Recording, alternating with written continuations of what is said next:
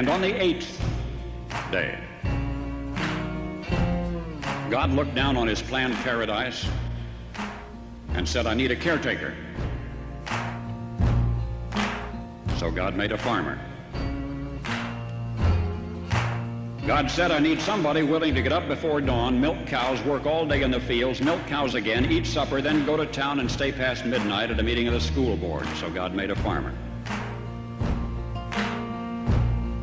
I need somebody with arms strong enough to wrestle a calf and yet gentle enough to deliver his own grandchild. Somebody to call hogs, tame cantankerous machinery, come home hungry, have to wait lunch until his wife's done feeding visiting ladies, then tell the ladies to be sure and come back real soon, and mean it.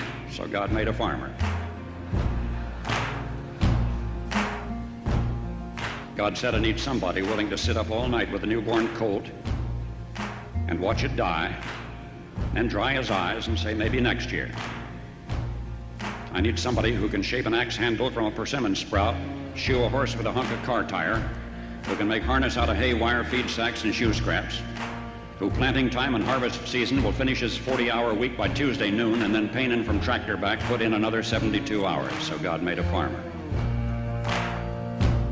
God had to have somebody willing to ride the ruts at double speed to get the hay in ahead of the rain clouds and yet stop in midfield and race to help when he sees the first smoke from a neighbor's place.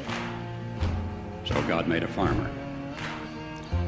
God said, I need somebody strong enough to clear trees and heave bales, yet gentle enough to yean lambs and wean pigs and tend the pink-combed pullets, who will stop his mower for an hour to splint the broken leg of a meadowlark.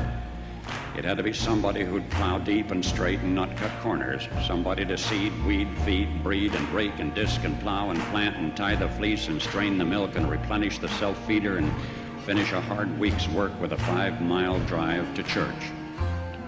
Somebody who'd bail a family together with the soft, strong bonds of sharing, who would laugh and then sigh and then reply with smiling eyes when his son says that he wants to spend his life doing what Dad does. So God made a farmer.